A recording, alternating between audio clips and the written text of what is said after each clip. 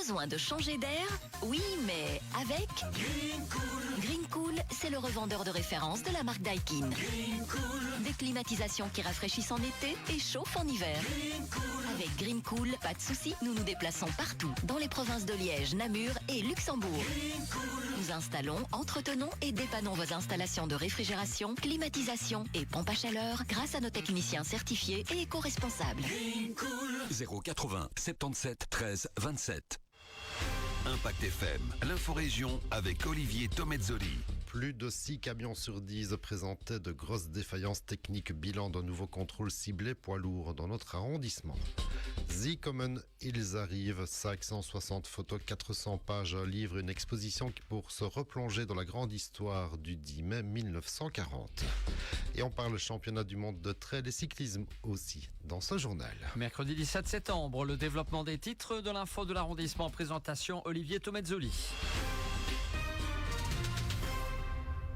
Bonjour à tous, on commence avec ce nouveau contrôle ciblé camion dont les résultats font quand même froid dans le dos. Contrôle qui a eu lieu une quinzaine de jours et dont les résultats nous sont communiqués par la zone de police Pays d'Herve en collaboration avec les zones de police Vesdre et Fagnes, ainsi qu'avec les services de l'autosécurité. Sur 23 camions interceptés et contrôlés, seuls 3 véhicules roulaient sans défaut. Par contre, 15 véhicules affichaient des défaillances majeures à critiques, soit plus de 6 sur 10 qui sont de véritables dangers sur nos routes. Un poids lourd qui ne respecte pas les conditions techniques n'est pas seulement en infraction, c'est une véritable menace pour la vie des autres usagers, s'indigne la zone de police Pays d'Herve qui prévient que ces contrôles ciblés poids lourds vont se multiplier ces prochains mois.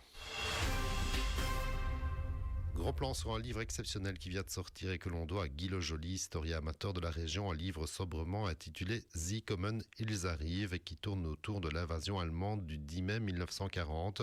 Pas moins de 560 photos sur 400 pages pour se replonger dans cette page d'histoire très particulière des cantons de l'Est.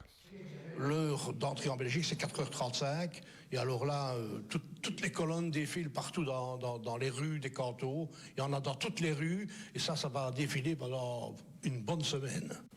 Directement, les bourgmestres qui n'ont pas déguerpi vers la Belgique sont remplacés par des bourgmestres allemands.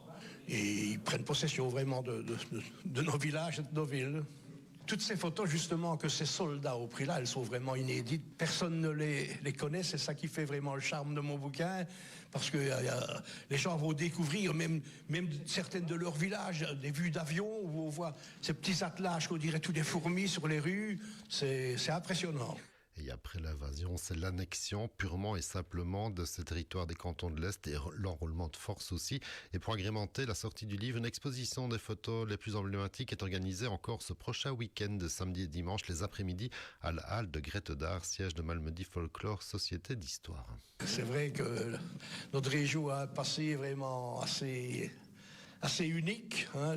D'ailleurs, mon bouquin commence par expliquer tout ce contexte là depuis la prise de possession de Balsia de nos cantons. Donc je raconte vraiment toutes ces étapes là pour arriver à ce fameux 10 mai 40 qui va bouleverser la vie de tous nos habitants, que qu'ils soient pro-belges ou pro-allemands.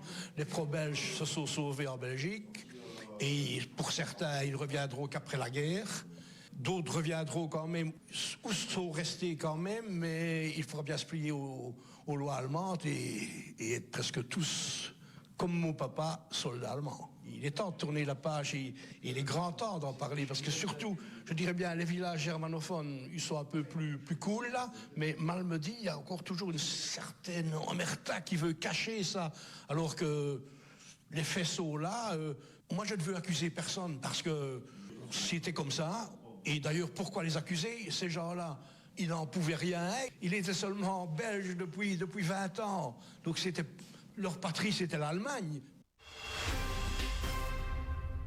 Un petit mot de trail pour saluer deux des meilleurs trailers belges qui porteront haut les couleurs de leur région lors des prochains championnats du monde de la spécialité. Ce sera en Espagne dès le milieu de la semaine prochaine, puisqu'on retrouve dans la sélection belge le champion de Belgique de course de montagne Jean Fémonville et le vainqueur des crêtes de Spa William Wenand, tous les deux affiliés au Malmedy Athletic Club. Ils seront alignés sur 2 épreuves différentes lors de ces mondiaux de trail dans les Pyrénées espagnoles.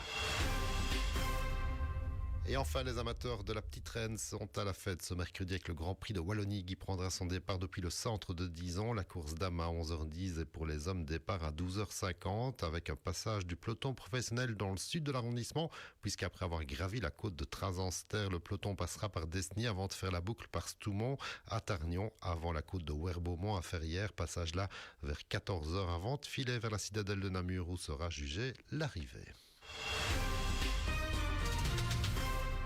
L'info continue sur notre page Facebook Impact.